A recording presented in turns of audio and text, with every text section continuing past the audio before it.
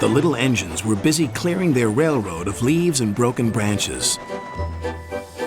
Peter, Sam, and Rusty often worked together. One day, Rusty helped Peter Sam to a water tower.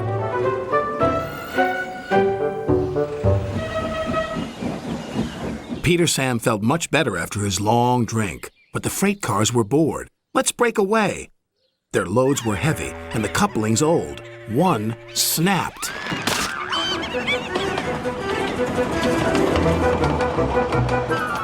Faster, faster, shouted the freight cars. A sign read slow steep bends and ravine ahead, but the silly cars never saw it. Then, it was too late.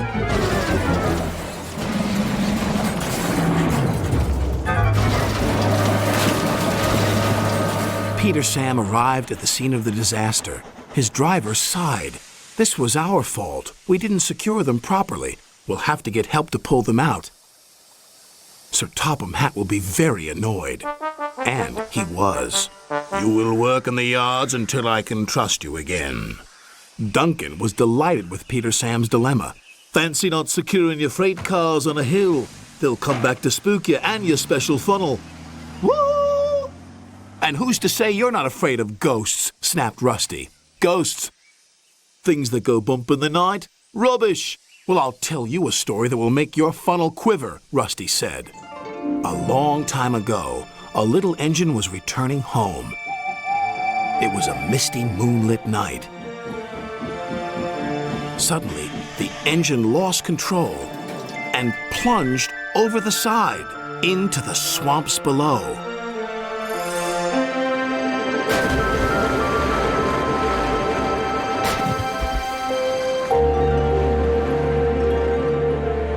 He was never found again. But many a workman will tell you that when the moon is full, they have seen the little engine trying to get home. But he never reaches the other side. So what do you think of that, Duncan? Rubbish, replied Duncan. Never mind him, Peter Sam. He'd be frightened if he really saw a ghost. This gave Peter Sam's driver an idea. Let's play a trick on Duncan. The next day, he spoke to Duncan's driver and fireman, who agreed. We'll do it tonight. Duncan had to take coal cars to the slate mines and then bring cars back. Duncan's driver decided as part of the plan to cross the old iron bridge. Haunted bridge. Rubbish, snorted Duncan. It's as tame as a pet rabbit. But all the same, he kept thinking about Rusty's story. When dusk fell, he was keen to leave. If we don't go now, Skarloey will take my favorite place in the sheds. We have to collect our cars first, his driver replied. He could see their plan was working because Duncan was nervous. When night fell, they set off. The mists were rising around the old iron bridge. Duncan whistled, and the sound echoed everywhere.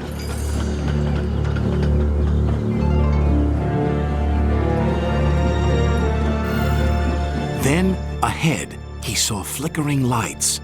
His driver knew they were only insects that shine brightly at night, but to Duncan they looked like an engine. Next, his driver secretly threw a rock from the cab into the ravine below. It's the ghost! Take me back! Take me back, please!